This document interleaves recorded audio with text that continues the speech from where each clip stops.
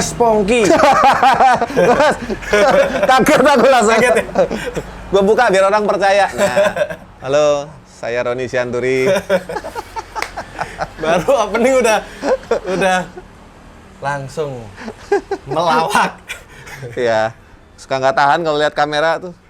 Jiwa entertainernya langsung. Aku tadi mau ngomong Mas Pongki Jikustik, ntar marah lagi Mas Pongki. Saya nggak pernah marah. Gitu ya? Kesel aja kadang-kadang. Lalu udah bertahun-tahun Mas ya? Udah berapa tahun kan keluar dari Ya. Jikustik tapi masih lekat banget gitu. Padahal Mas Pongki udah bikin album solo juga, single solo. Ya. Orang punya kecenderungan mengingat saya seperti apa yang mereka mau ingat. Oke. Itu karena itu mengingatkan mereka pada seputaran waktu tertentu. Misalkan pada saat mereka misalkan pacaran sama istrinya sekarang, itu pada saat saya Pongki Jikustik. Jadi mereka Iya, ingatnya itu gitu.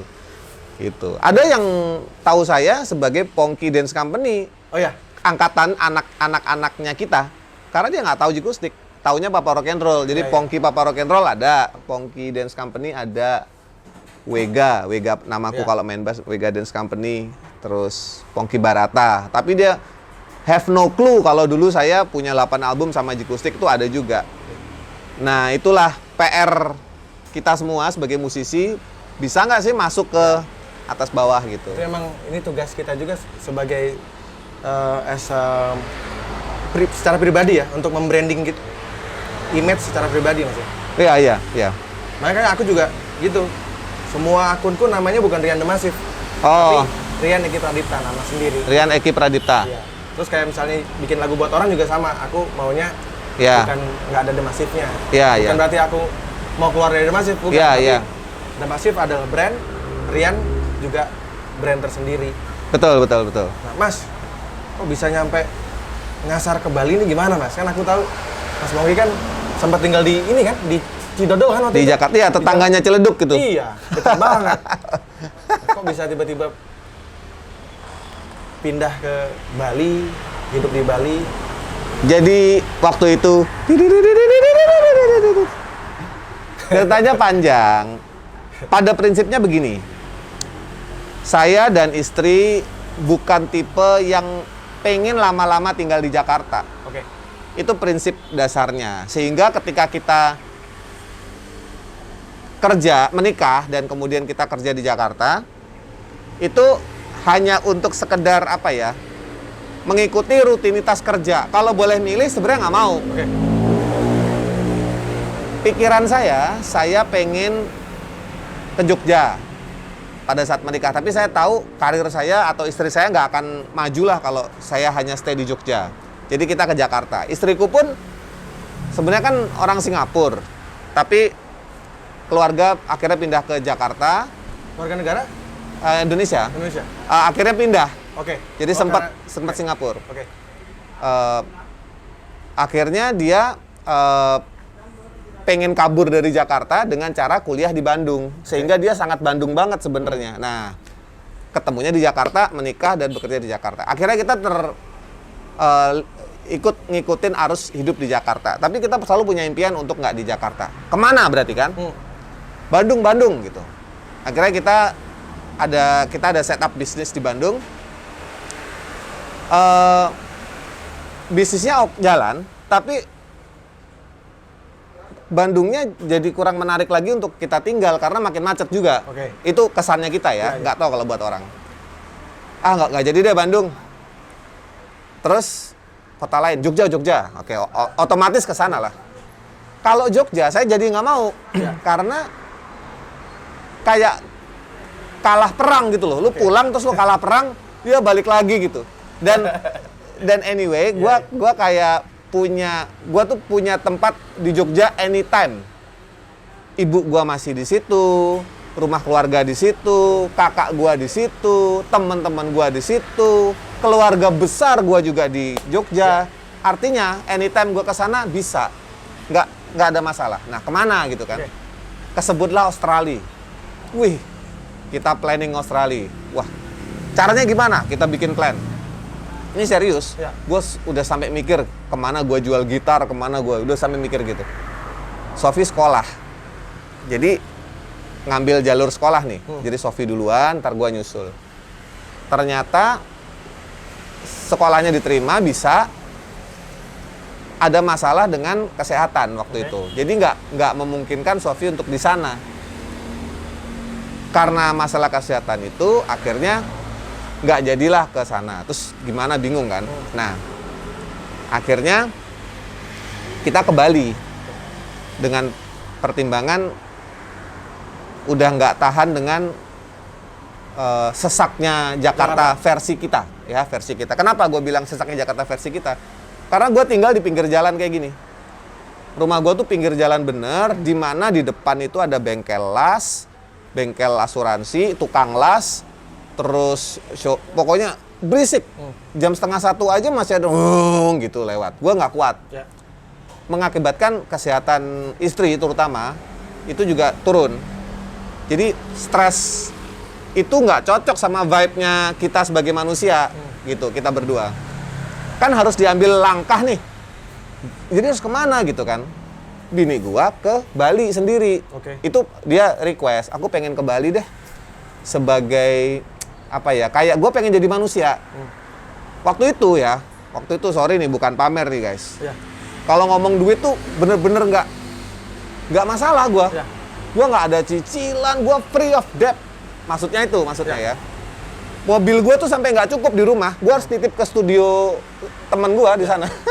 saking semua lebih, too much of everything. Bini gue punya acara di TV ada 5 lebih.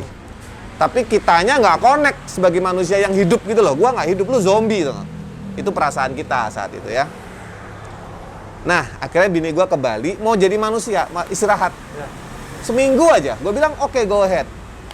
Di Bali pun semuanya dibiayain orang. Jadi ada yang, lu ini dong nginepnya di villa gua.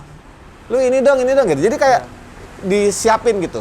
Di endorse lah ya pokoknya. Iya, di endorse versi pertemanan gitu. Pertemanan ya. Ya sudah. Istri gua ke sini, dia jadi manusia. Dia naik motor, padahal dia nggak suka naik motor. Dia naik motor ke pantai, diem aja. Dia sedikit melepaskan rutinitasnya sebagai istri. Kalau istri kan harus ngurusin gua, ngurusin anak. Dia melepaskan itu. Ketika balik ke Jakarta, kita periksa lagi yang Sofi sakit itu. Itu rate itunya turun 50% penyakitnya. Separuh. Itu gua lihat sendiri kan dari ronsen kelihatan. 50% hilang. Dokternya sampai bingung. Itu ibu ngapain di Bali? Nggak ada. Saya cuman menikmati hidup aja. Ya udah. Lakukan aja terus gitu. Nah, gue pikir ini pertanda. Gue punya pilihan nih sebagai suami. Gue mau nekat dengan alasan kerja, cari uang, gue harus di Jakarta, atau gue memikirkan kesehatan atau keselamatan istri kan.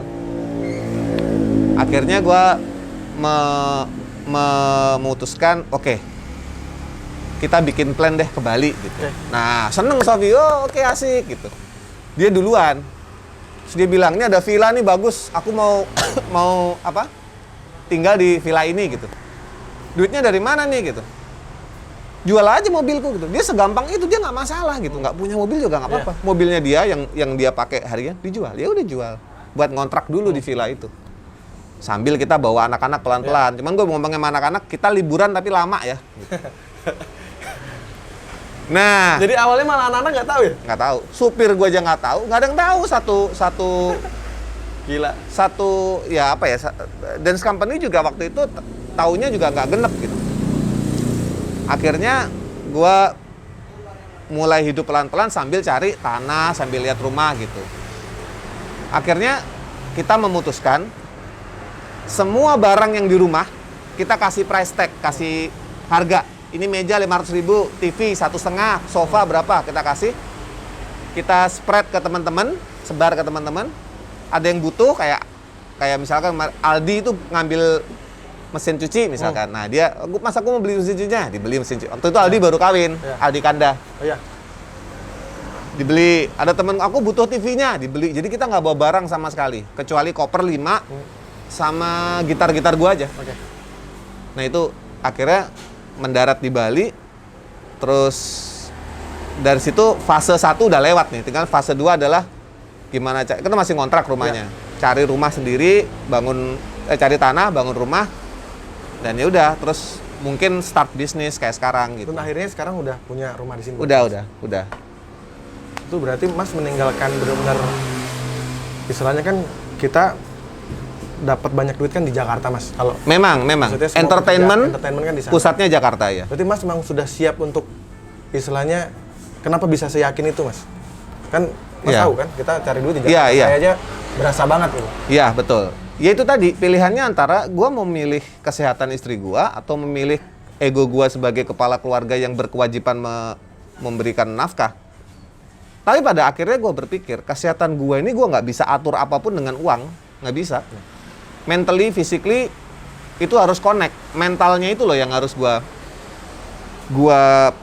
provide. Mentally harus gua provide juga, bukan cuman fisiknya gua provide. Nah,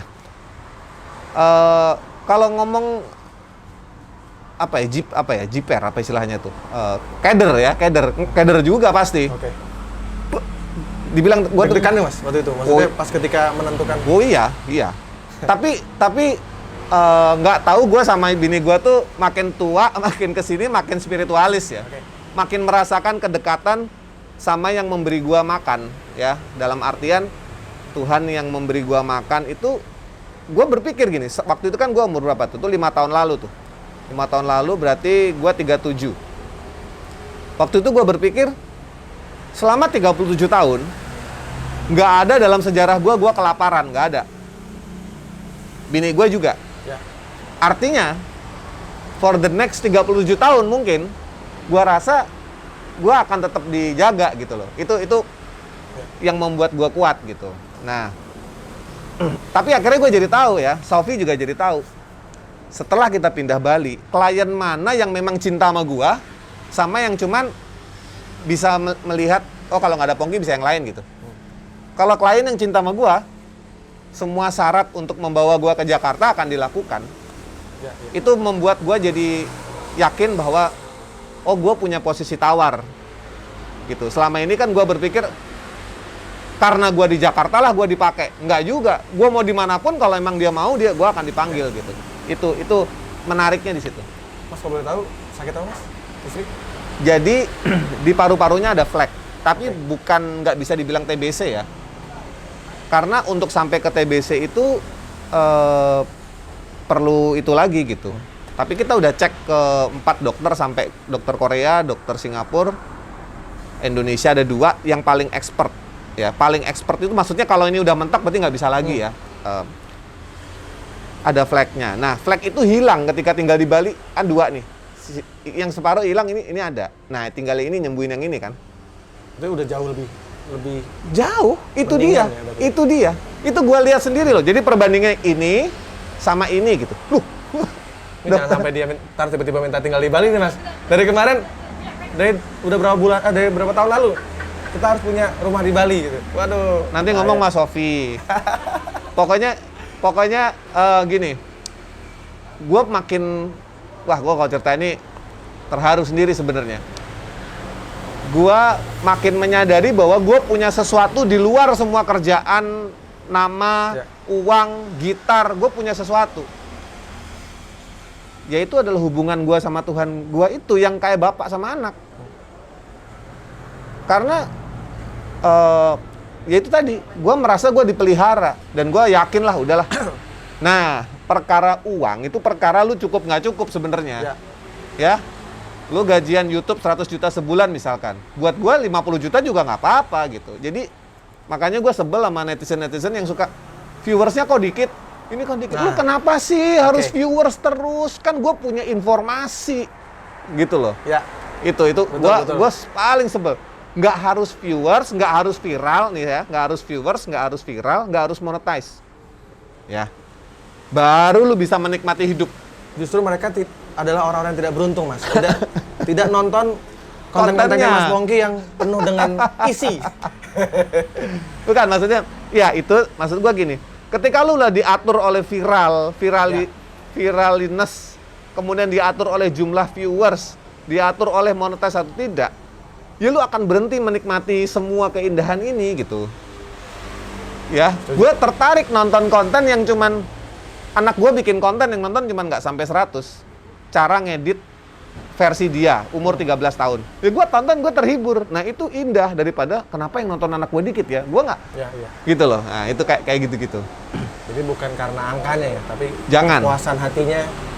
Jangan sampai kita terjebak sama angkanya. Nah, filosofi itulah yang mendorong gue untuk stay strong di pandemi ini. Kepindahan gue di Bali. Banyak ya. Gue selama di pandemi ini, Yan, 9 bulan. Dance company itu ada kali sebulan satu yang virtual gitu yang harus ke Jakarta gue nggak bisa. Oke. Ya kemarin sempat digantiin beberapa. Iya. Sempat ada Wanda, ada Cua. ya. Gue nggak bisa gitu. Yang keren adalah teman-teman gue nerima gue dan gue juga terima kenyataan gitu. Akhirnya ada job yang ketemu kamu juga di Bali itu ya. Itu gue bersyukur. Gue terharu itu. Itu istri gue doa seminggu sebelumnya. Istri gue lihat dance company main. Si Sofi bilang gini, kamu kangen ya? Iya gitu. Ntar ya, aku doain nanti juga ada gitu. Ya namanya istri ngedoain mah biasa ya. Itu biasa banget. Tapi kemudian ada dan dance company datang ke sini. Gue nangis, gue inget. Makasih lo ya kemarin udah doain gitu. Jadi gue kayak ya itu gue kayak punya sesuatu yang lebih dari sekedar pekerjaan gitu. Dan Udah terlalu berat nih. Tapi bener. Mas Pongki juga aku salut karena apa? Mas Pongki tetap bikin karya terus, itu yang keren.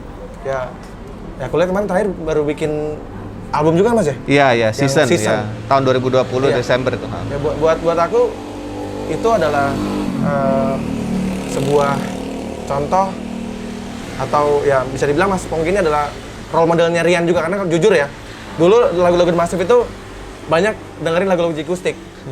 Kalau ngomongin ini Mas, ngomongin Sheila on 7 sama Jikustik, jujur aku lebih sering dengerin lagunya Jikustik daripada Sheila on 7. Tapi aku suka juga Sheila on 7. Cuma dulu emang kayak chord-chordku tuh G, E minor, A minor, D itu. Oh iya.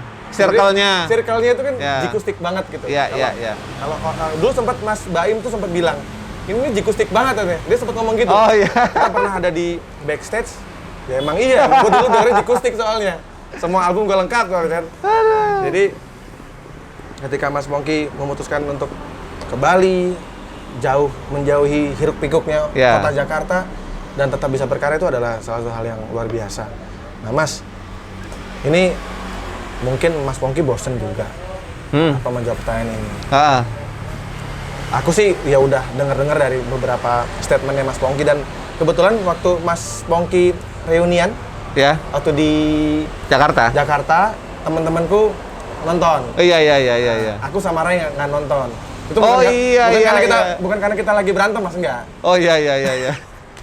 Itu berantem juga nggak apa-apa, biasa itu. Itu langsung damai itu. Itu anaknya datang ikut ya tadi. Iya, tadi ada di mobil. Jadi aku ini pertanyaan pribadi sih sebenarnya. Kenapa mungkin Mas Pongki juga bosan jawabnya? Kenapa Mas Pongki harus meninggalkan Jikustik yang sudah 8 album ya? Iya. Bareng-bareng 8. Ya buat aku kan, jujur kalau buat aku ya Jikustik adalah Mas Pongki. Mas Pongki adalah Jikustik. Ini dari aku ya, maksudnya dari pandangan seorang fans lah. Jadi ketika Mas Pongki ini tidak ada lagi di Jikustik, ya buat aku tidak bisa mendengarkan lagu-lagu Jikustik lagi gitu. Ini fans yang ngomong nih. Jadi ya aku udah nggak ngikutin lagi ketika berganti vokalis saat itu. Nah, apa yang akhirnya membuat Mas Pongki harus meninggalkan Jikustik? Dulu waktu gua baca majalah, terus misalkan gua lihat video atau TV yang bilang seorang personil member keluar dari bandnya karena perbedaan misi dan visi. Gua selalu bilang, klise nih jawabannya, masa iya gitu. Tapi ternyata di tahun 2008, 2009 kurang lebih ya, 2008 lah gua bilang, itu terjadi di gua. Jadi apa yang gua pikirkan itu klise itu ternyata ya memang cuman itu gitu, nggak ada yang lain. Nah, cuman mungkin jalurnya beda-beda. Kalau di gua tuh gua ibarat kata, gua mengutip dari temen gua yang ngomong ini namanya Mas Tio Adrian, ya. Oke. Tio Adrian pemain bass ya. Bebas. Gua mengutip dari dia menganalogikan situasi gua tuh kayak gini. Pongki itu adalah penghuni sebuah rumah beserta 4 yang lain, jadi 5 orang di rumah itu. Ketika rumahnya bocor, banjir, WC mampet, banyak masalah lah di rumah itu. Pongki memprotes, ayo kita betulin sama-sama, tapi tidak mendapat respon yang sesuai seperti yang diharapkan oleh Pongki. Ya, bukan berarti yang lain tidak usaha. Gua rasa juga usaha, cuman mungkin speed dan standarnya beda sama Pongki gitu. Ya. Sehingga si Pongki ini stres sendiri di dalam situ. Sehingga akhirnya dia memutuskan untuk kos. Walaupun KTP-nya masih di alamat rumah itu. Dia kos di luar rumah. Ketika dia kos, dia mulai menemukan dunia baru. Oh, now I'm in control of my life. Sekarang gue bisa melakukan ini sendiri. Sekarang gue bisa begini, gue bisa begini, gue bisa begini. Sehingga akhirnya Pongki beli rumah sendiri, pindah KTP. Ya. Itu analoginya. Ya, analogi panjangnya begitu. Kalau bicara dalam konteks band-bandan, banyak hal-hal yang sifatnya manajerial gue nggak setuju di band Jikustik dulu saat itu. Tidak setuju bukan berarti gue bener loh ya. Karena faktanya gue juga sering salah. Nah, gue tidak setuju. Kenapa misalkan kita menerima endorsement, tapi angkanya nggak signifikan. Ketika teman-teman yang lain memutuskan terima, gue enggak. Tapi kan gue kejepit. Jadi gue harus menjalani endorsement yang gue nggak suka. Nah, itu ternyata menyiksa. Batin gue tersiksa. Satu. Kedua, masalah waktu. Ya, waktu. Karena gue tinggal di Jakarta sendiri, yang lain itu di Jogja semua ya? Lah itu dia.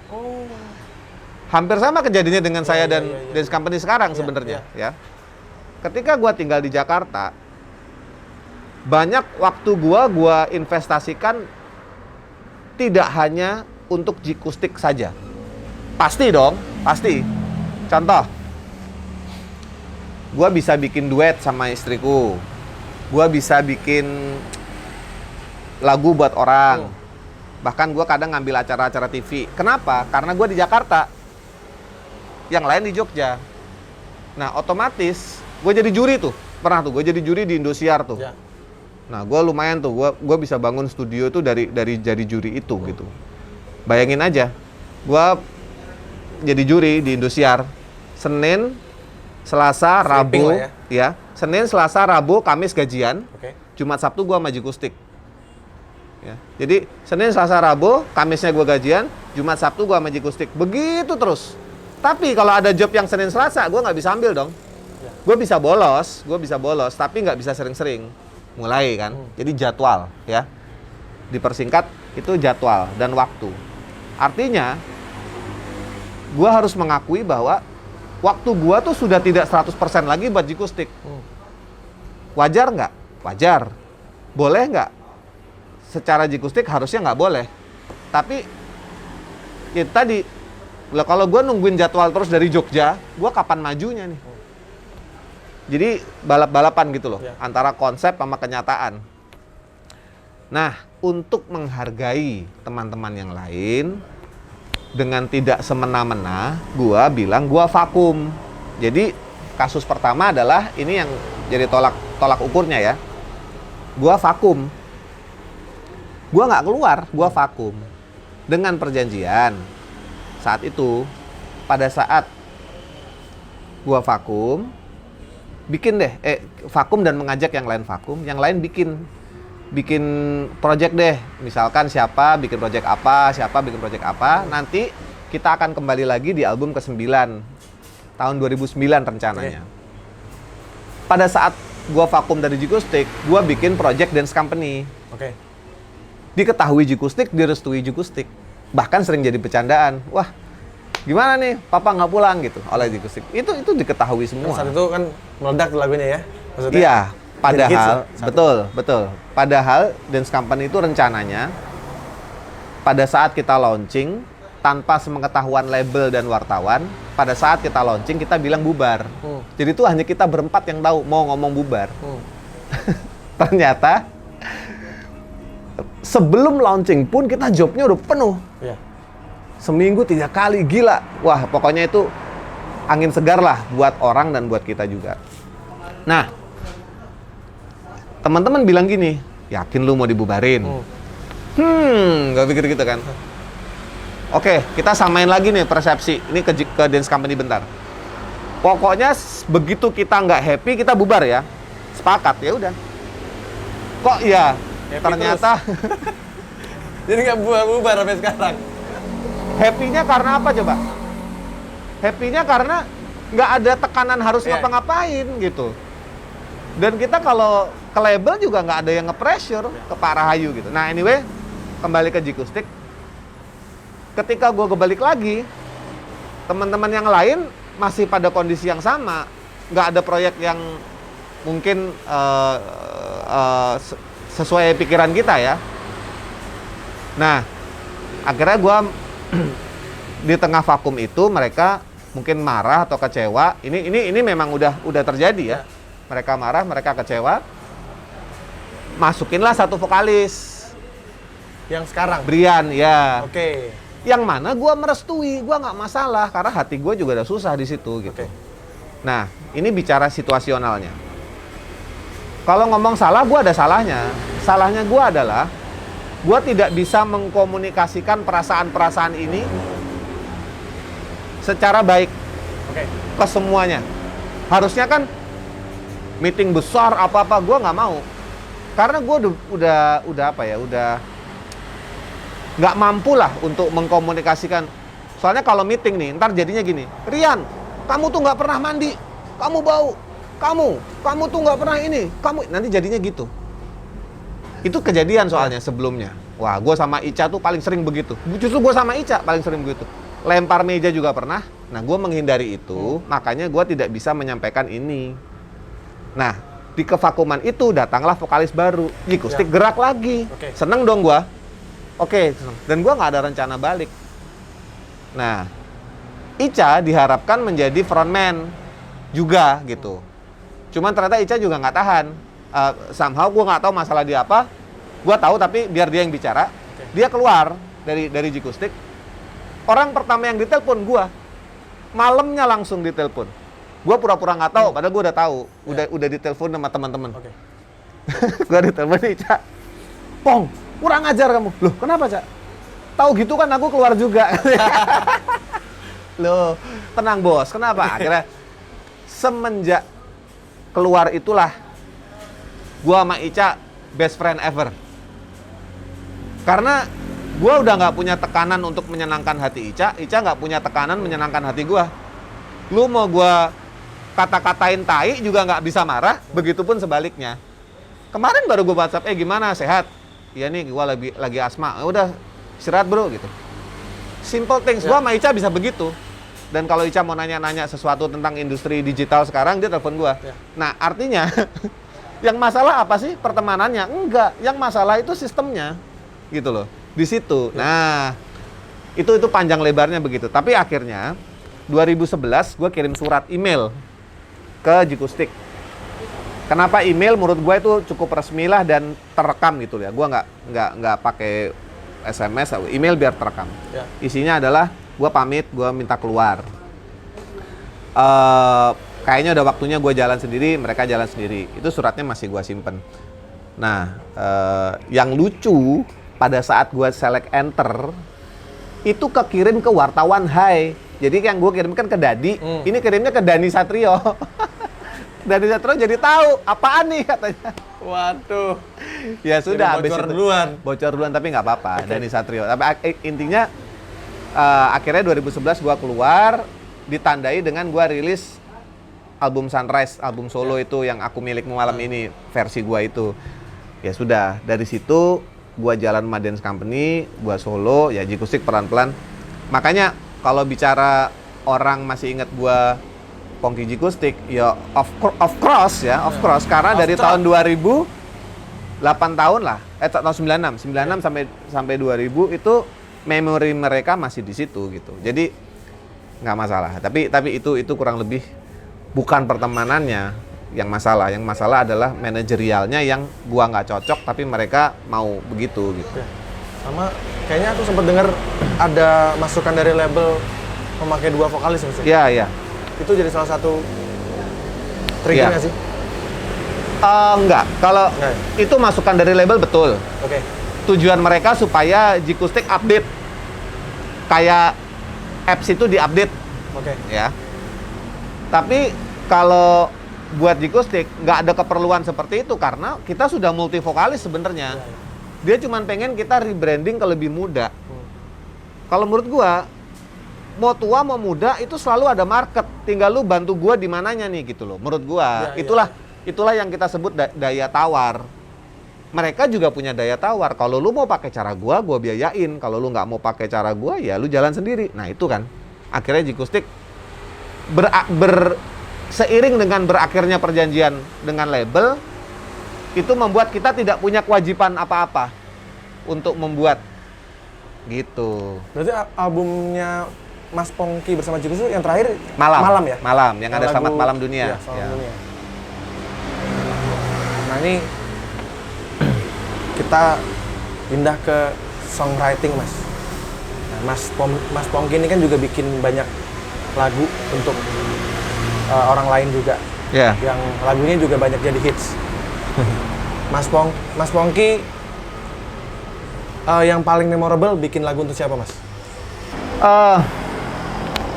Memorable itu agak, iya kalau ngomong the biggest hits ever, yang gua rasakan baik manfaat dari sisi finansial, dari sisi popularitas, dari semua kebanggaan juga, itu ya seperti yang kau minta, Ya, Chrisye. Chrisye. Itu tak terelakkan.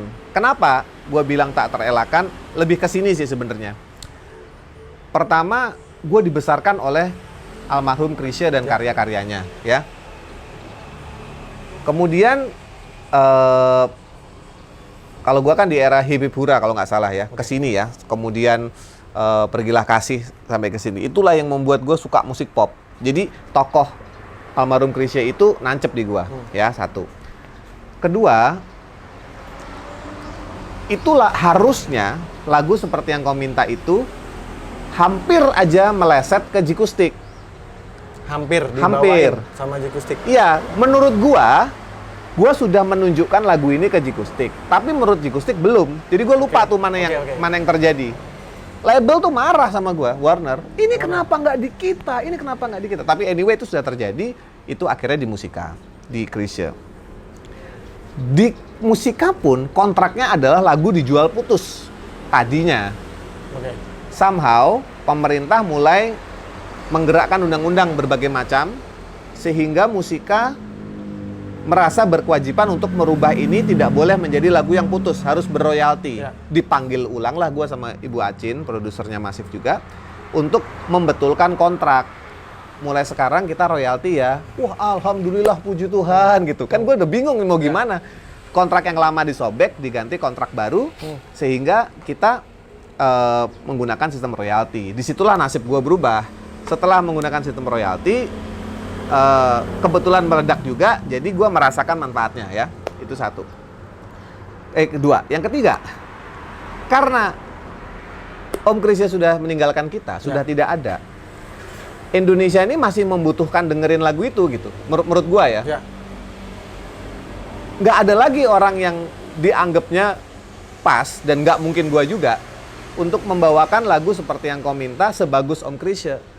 Tapi adanya Pongki nih. Ya gitu, ngerti nggak maksudnya? Iya. Bahkan Pongki pun tidak akan bisa menandingi Om Chrisye, tapi adanya cuman Pongki, dan gue terima itu. Gue terima. Artinya, ketika gue manggung solo, Mas, seperti yang kau minta dibawain nggak? Mas, seperti yang kau minta nggak? Gue kebagian rezekinya, ya. Di luar sebagai pencipta, sebagai penyanyi gue kebagian. Terima kasih Om Chrisye dan keluarga dan Musika yang sudah membuat lagu itu populer, sehingga sampai sekarang ya, seminggu lalu bahkan gue masih nyanyi lagu itu di show yang orang yang masih pengen dengerin lagu itu, di private show. Artinya gue kebagian rezeki yang sudah ditanam oleh Om Krisya dan Musika gitu. Nah, itu kenapa lagu itu memorable. Sehingga kalau mau dibikin ulang, nggak semua gue kasih gitu loh. Gue agak tahan. Ya bukan apa-apa. Gue masih seneng lah dengan keadaan sekarang. Ada sih versinya Mita Lestari di Sony dulu, tapi nggak pernah jadi single. Kemudian ada versi Pongki sama Baim, habis itu udah. Kayaknya nggak ada lagi. Belum ada lagi ya? Belum ada lagi. Karena nggak gue kasih juga. Oke. Nggak tahu kenapa tuh. Gue ada feeling tahan gitu. Berarti Mas juga memilih juga siapa yang akan menyanyikan nanti ya? Ya. Ya, kita lihat situasi lah. Maksudnya, kalau asal orang pengen bawain untuk dirilis secara DSP, gue sih belum mau. Tapi kalau cuman buat cover YouTube ya sudah gitu. Termasuk lagu Aku Lelakimu juga yang tadinya dibawakan sama Firza, Anang. sebelumnya sama Mas Anang. Anang. Terus populer lagi bersama Firza. Terus sama yang Om Iwan Fals ya? Aku Bukan Pilihan. Bukan Pilihan. Ya. Itu malah tadinya lagunya Edwin Manangsa. Edwin Manangsa kan? Iya. Iya. Musika juga sebenarnya kan? Iya, makanya Musika ini banyak pengaruh dalam hidup gua lah. Iya. Terus sama lagu Aku Milikmu Malam Ini yang sebelumnya dinyanyi bukan Om Iwan ya? Iwan Fals itu hanya untuk soundtrack. Jadi nggak pernah dirilis resmi. Oh. Soundtracknya itu dimasukin ke YouTube sama orangnya. Oh alah. Jadi nggak pernah versi resmi. Jadi sebenarnya versi resminya adalah versinya Mas Pongki dong? Kalau mau dibilang. Versi yang rilis secara... Versi resmi Pongki. Iya. Versi pertama Iwan Fals. Ya, tapi itu tidak dirilis resmi. Tidak. Hanya ada di soundtrack. Tidak, iya. Karena untuk rilis resmi beda lagi, bayar Iya, Iwan Fals makanya. beda lagi. Iya. Iya, nggak segampang itu Betul, gitu. betul. Iya. Jadi kalau ngomong, ya ini baru di sini kayaknya orang ngomongin ya.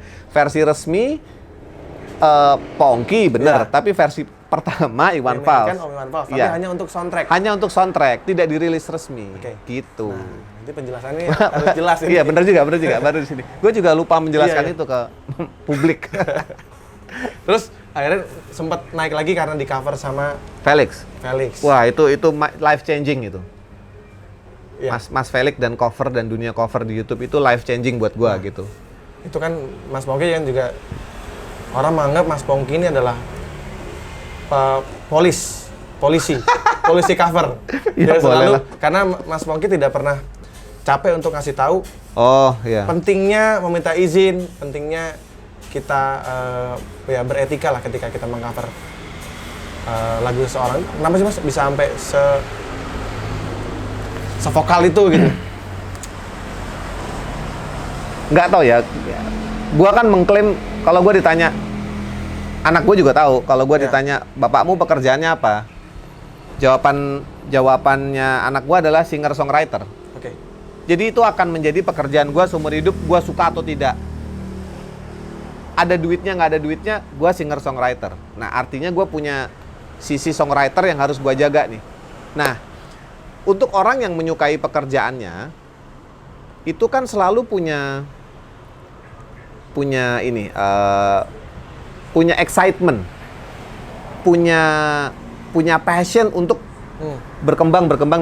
Nah, gue ingin berkembang di dunia songwriter. Gue nggak ada ambisi jadi penyanyi yang gimana-gimana. Tapi kalau sebagai songwriter, gue punya banyak visi gitu. Ya. Salah satunya adalah minimal merapihkan semua katalog lagu gue dalam satu publishing yang rapi dan benar, sehingga di era digital ini semua bisa punya akses dan gue bisa merasakan manfaatnya kalau memang ada. Itu tujuan sederhananya. Nah, kenapa gue seakan-akan menjadi polisi? Sebenarnya gue tidak memposisikan diri gue sebagai polisi. Gue memposisikan diri gue sebagai guru. Oke. Nah, kalau bedanya polisi sama guru ya. Polisi kan hilang Kalau polisi melakukan tindakan. Kalau guru mengajarkan. Oke. Nah, kalau gue di kelas ada 40 orang, gue akan mengajarkan nilai-nilai kebaikan. Pancasila deh ya, 1 sampai 5. Dari 40 orang yang mengamalkan mungkin cuma 2 atau 3. Nggak masalah, tugas gue mengajarkan, menanam. Kalau polisi, lu tidak mengamalkan, gue tangkap. Nah, Hilang langsung. Hilang, itu Ya. polisi. Ya. Gue bukan polisi. Nah, gue menjadi guru. Gue nggak apa-apa di posisi itu. Bahkan gue sering, udah 5 kali gue bikin seminar copyright tanpa dibayar, didukung oleh publisher gue juga. Di sini pernah sekali di bawah, di Pepita & Sons, mengajar tentang copyright, basic-basicnya aja. Nah, semua experience itu membawa gua ke Felix Oke. sebagai musisi cover di YouTube, sebagai musisi deh ya, sebagai musisi yang mengcover lagu-lagu saya di YouTube dengan bagus. Akhirnya gua kenalan, gua nggak pernah mau nyerang dia. Gua kenal, orang tuh berasumsi gua musuhan sama Felix. Itu gila tuh orang berpikir gitu. Gua tuh kenal sama dia. Iya. Gua berkenalan baik-baik. Gua belajar ilmu apa sih yang ada di YouTube. Gua belajar informasi, cara gini-gini itu. Dan dia gua kasih kewenangan untuk mengcover lagu gua dengan cara yang baik. Serunya adalah dia menerima itu sebagai pelajaran dan dia mengamalkan. Jadi semua lagu gua yang di Felix itu sudah aman, sudah berlisensi, dan itu menghasilkan. Jadi misalkan Felix dapat 1 juta, gue juga dapat 1 juta, sama, gitu loh. Itu serunya. 50-50 ya. Ada sebuah sistem yang membuat itu bisa terjadi. Jadi berapapun Felix dapat dari lagu gua di platform itu sama dengan gua juga. Nah, sekarang gue bilang, makanya ini adalah life changing buat gua. Makanya kemarin gua di tweet, gua agak bukan menegur ya, kayak menyindir ada YouTuber cover juga yang tidak mau gua ajak kerjasama. Yang inisialnya? Nggak bisa gua, langsung ketahuan. Tapi bukan Felix, nggak bisa, langsung ketahuan. Ketika dia... Saya berharap Mas Pongki inisialnya nyebut nama beneran gitu. Kayak ini ya, KFC, kita nggak boleh sebut ya, KFC gitu ya. Inisialnya KFC. KFC. Gua tadi menegur dia dengan konteks ketika lu mengcover lagu gua tanpa lisensi dan lu dapat untung, lu mau. Tapi ketika gua bilang, ayo lu bagi keuntungannya dengan cara yang gua punya, dengan sistem yang gua punya, lu nggak mau. Kenapa gitu? Padahal ini benar. Nah, ternyata kesimpulannya adalah yang benar itu belum tentu menarik. Ya, buat pekerja musik. Itu bisa terjadi juga di gua. Tapi intinya itu. Ya sudah gitu. Tapi kan gua sudah komit di pengajaran. Pengajarannya sudah diberikan, tapi tidak diamalkan, ya sudah gitu. Gua akan memilih bekerja sama dengan orang-orang yang mau mengamalkan ini aja gitu. Dan itu adalah perubahan besar dalam hidup gua sepanjang 2019 sampai 2021 ini. Hidup gua ngulik YouTube, cari tahu apa sih gitu yang terjadi di situ. Kan buat gua yang dibesarkan di era CD sama kaset, shock melihat YouTube seperti sekarang. Tapi gua nggak boleh ketinggalan gitu. Perubahannya itu benar-benar yang cepat dan drastis kan. Iya, betul. Cara memasarkan lagu juga udah nggak kayak dulu lagi Mas ya. Beda banget kan. Beda. Oke, Mas, ini kan saya tadi upload di Instagram. Kita pilih 2 pertanyaan dari netizen, Mas ya. Iya. Sebelum kita mengakhiri obrolan kita yang cukup panjang ini. Ini kalau sebenarnya nggak akan selesai 2 hari nih Mas, kalau ngomongin musik ya. Iya. Oke, ini dari Katon_Wiranata_220506. Nah, ceritain dong tentang lirik lagu Wanitaku pada saat dimintai menulis liriknya sama Ariel. Wah, gimana awal mulanya? Gimana tuh Mas? Kok bisa bikin Wanitaku itu? Mas jujur Mas, Wanitaku tuh awalnya saya juga ngasih loh. Oh juga? Jadi kayaknya yang dipilih Mas Pongki. Di pitching ya? Di pitching. Jadi kayaknya di pitching beberapa songwriter dan akhirnya Mas Pongki yang... Mungkin karena lu udah pernah kali? Mungkin itu jadi salah satu... Iya, udah pernah. News value-nya jadi nggak ada. Betul. Iya, mungkin. Suatu malam yang indah, gue lagi di sofa rumah gue. Semua udah pada tidur, gue lagi main gitar. Gue ditelepon sama Capung. Ya. Produsernya Noah. Ya. Capung bilang, Pong, ada waktu nggak? Ada. Gue minta tolong bikinin lirik lagunya Ariel untuk rilisan Noah yang baru. Oke, gue langsung oke aja. Tapi Ariel biar ngomong sendiri gitu. Nah, ngobrol lah Ariel. Halo Mas. Ceritanya gini. Gua bilang, oke, kirim lagunya ya gitu. Akhirnya dikirimlah lagu. Lagu itu refrennya udah jadi kan? Ya. Refrennya udah jadi, baitnya belum. Nah, ketika gini, gue tuh punya respect yang besar terhadap sesama songwriter. Jadi gue bilang sama Ariel dan Capung, gue bilang begini, posisi gua adalah membantu lu nyalain api untuk lu bisa create. Jadi gua tidak mau mengklaim ini lagu gua, ya. Ya. Seandainya pun gua nulis lirik di sini, secara anak ini anak lu, gua cuman membantu aja untuk lu spark gitu loh, ide-ide itu. Gua dari awal gua udah posisiin diri gua di situ. Kalau akhirnya gue dapat royalti dari situ, itu keputusan bisnis. Tapi keputusan secara seniman, gue nggak mau mengambil ini anak gue gitu, nggak. Ya. Gue bilang, gue akan tulis, kasih gue 3 hari, gue akan tulis yang gue bisa, lu tinggal pilih gitu, berbagai versi. Begitu, oke, telepon ditutup, gue ambil gitar, gue dengerin lagi. Ternyata nggak perlu 3 hari, itu 2 jam, gue langsung bikin lirik, baitnya semua, dengan alternatif segala macem. Gua kirim, si Capungnya kaget, cepet amat katanya. Iyalah, kalau nunggu besok-besok ntar nggak keburu gitu. Akhirnya didengerin lah, terus nggak ada kabar.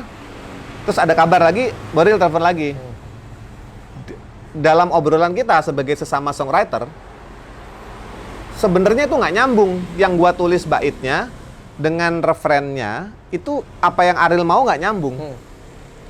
Tapi Capung bilang nyambung. Jadi ini antara gua nih, Pongki, Capung, Ariel.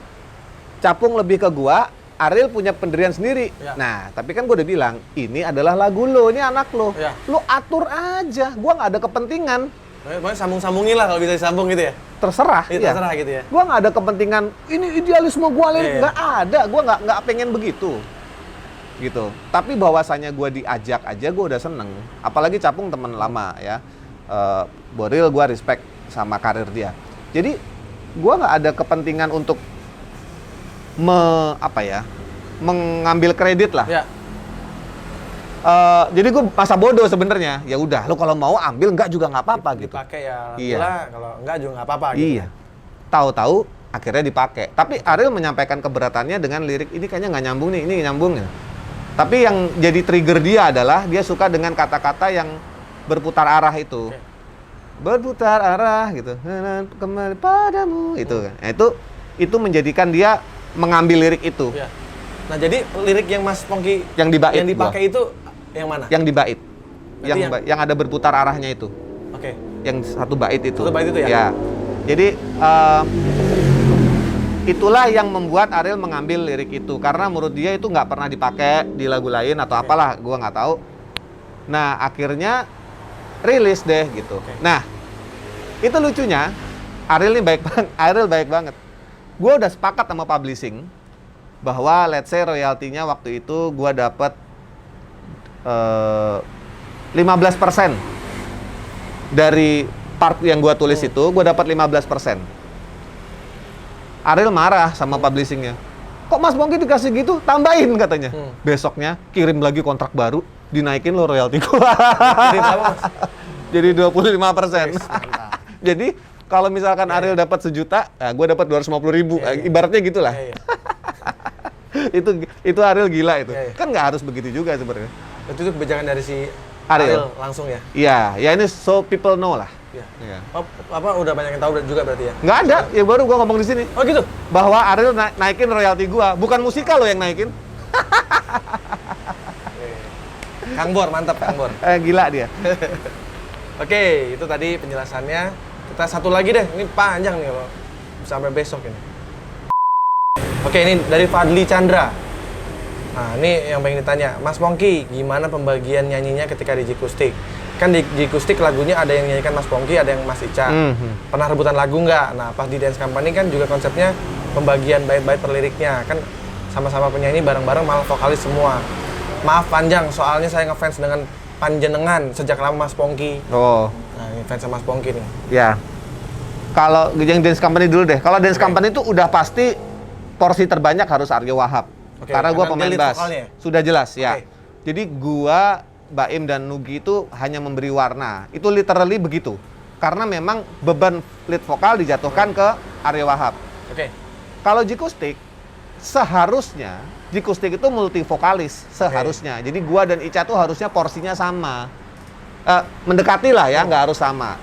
Kemudian yang main gitar Mas Dadi itu juga harusnya Nyanyi mendapat juga. porsi lebih ya. Kalau di album pertama ada, dia banyak nyanyi sebenarnya. Orang nggak tahu gitu. Di album-album dia ada gitu. Tapi Yang ini bukan kesalahan kan? dia juga Mas Dadi referennya. kan? Iya, referennya dia. Tapi Ica itu punya kelemahan. Ya. Kelemahan dia adalah dia nggak terlalu suka jadi frontman. Karena begitu dia nyanyi lead, dia harus jadi frontman. Dia nggak begitu suka atau nggak pede lah Ya. ceritanya. Nah, akhirnya banyak saya yang nyanyi karena faktor itu. Kalau masalah pecah-pecah siapa yang nyanyi bagi-baginya, sebenarnya kadang-kadang Ica curang nih. Dia kayak saat kotak di sini gitu. Dia udah denger dari awal dari demo, dia udah nge-tag ini gua, ini saya. Pokoknya ini saya, ini saya, ini saya gitu. Aku juga sebagai yang oh ya udah deh, nggak masalah juga gitu. Karena aku dapat yang lain juga kan. Tapi ada juga yang tak pantas untukmu. Ica bikin lagu itu, Ya. begitu selesai dia presentasi, ini aku yang nyanyi. Aku langsung tag aja, gitu, gantian. Jadi ya itu kayak Jadi anak-anak. rebutannya bukan rebutan siapa yang nyanyi lagunya yang mana, tapi bentar. Berarti rebutan itu adalah ketika lagunya jadi, ini gue nyanyi, ini gue Iya. nyanyi gitu ya. Iya, jadi kalau lu suka, lu ambil aja Oke. duluan gitu. Itu anak-anak yang lain juga udah ketawa. Bukan rebutan part berarti ya. Bukan. Oke. Tapi kalau Jikustik, saya membutuhkan Ica untuk menjadi counternya suara saya. Jadi sebenarnya rumus yang sama saya pakai juga di Pongki Barata and the Dangerous Band. Ada part wanitanya. Itu sebenarnya rumus yang sama bahwa saya memerlukan satu surprise atau pemecah gitu. Dari aransemen yang standar tiba-tiba ada suara ini gitu. Nah, kalau Jikustik begitu. Cuman kalau saya ke Ica gini, lagu lu tuh kalau lu yang nyanyi jadi Melayu. Coba aku yang nyanyi gitu. Tapi sebaliknya, si Ica juga lagu Bu tuh kurang gini. Ica tuh lebih presisi kalau nyanyi. Dari tuningnya, dari keindahannya karena dia BRTV kan sebenarnya, lulusan BRTV Kalimantan. Jadi dia nyanyinya bisa lebih bener gitu loh nyanyinya. Nah, teman-teman tuh suka yang begitu. Kalau aku tuh lebih rock and roll gitu, lebih liar gitu. Nah, kadang-kadang ada lagu yang keindahannya tuh harus dengan melodi yang bener. Nah, Ica dipilih lah untuk itu. Itu seringnya memang begitu. Kalau Katarina itu lagu siapa? Lagu saya, Itu enak banget tuh. itu di-tag juga sama Ica. Iya, itu- makanya itu lagu. Udah. Saya kalau dengerin lagu kan juga suka sama lagu-lagu yang Tidak justru single. Iya, tidak single. Aku pilih salah satu yang aku dengerin bolak-balik itu tuh. Sama apa lagi ya? Banyak sih. Iya, itu. Berdua lagi tuh lagu siapa? Berdua lagi lagu gua juga. Tahu kan? Itu juga, Album pertama. iya itu kalau live, itu Ica yang ambil semua, tapi rekamannya gue yang nyanyi. Jadi aneh emang. Jadi ya Jikustik itu sebenarnya multivokalis, harusnya ya, harusnya. Karena apa? Karena Chicago. Pemain keyboardnya Robert Lamb tuh juga nyanyi satu full atau bait. Basisnya Peter Cetera, cuman kebanyakan Peter Cetera kan. Nah itu. Dan kita desain sama Warner gara-gara ada Ica nyanyi dan Pongki nyanyi. Itu poinnya. Karena unik. Karena itunya, unik itunya yang bikin desain. Sebenarnya CD-nya ada juga, cuma karena aku baru pindah jadi belum sempat mencari-cari. Ini salah satu album yang aku suka, Wah, album pagi, album paling nggak laku itu. tapi aku suka banget lagu-lagunya. Semua. Bahagia melihatmu dengannya bagus banget. Iya. Terus Pulanglah Padanya kan hitsnya enak. Iya. Tapi paling nggak laku. Kenapa ya? Udah berubah kali zaman. Udah berubah. Sensasinya sebagai band baru tuh udah nggak ada. Ini boleh Mas ya? Oh iya, boleh, Mas. boleh. Ya ampun, udah lama nggak pegang kaset. Aku dengerin kaset lagi sama Mas. Iya, ya. Di mana? Di rumah tuh aku. Nggak, ini tanya-tanya di mana? Oh, di sini di atas. Di atas. Depan aja. Tapi keputusannya teman-teman Jikustik untuk meneruskan Jikustik tuh bagus menurut gua. Karena brandnya jadi tetap ada. Iya. Makanya gua berdamai. Maksud mereka bener, cuman nggak sama gua gitu aja.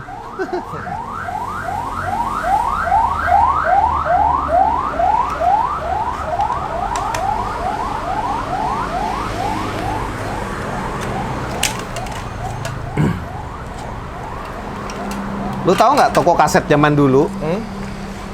Itu dia ngebuka PO ke orang-orang untuk bikin kompilasi. Jadi dia bikin kompilasi Jikustik, Sela, Massive gitu bisa tuh. Tapi diam-diam. Oh, Dia bikin PO. mixtape lah ya. Kayak Iya, gitu. mixtape. Gila kan? Sebenarnya mereka juga yang bajak.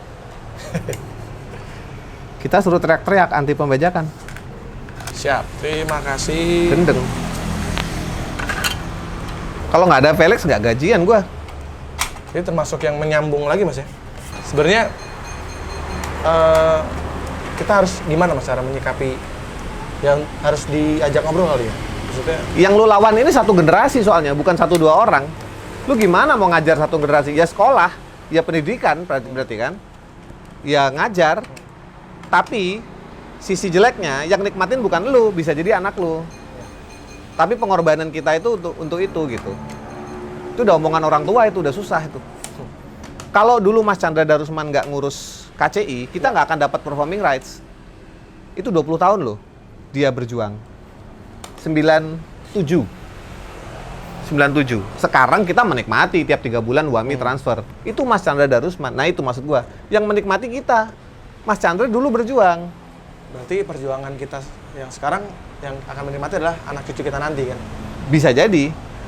Oke mas, matur suwun atas waktunya. Sama-sama Rian. Semoga semakin sukses Pepita and Sons-nya. Iya, sama-sama. Terima Laris. kasih sudah mengunjungi ya. Terus Dan istri dan tim. segala rencana-rencananya semuanya tercapai.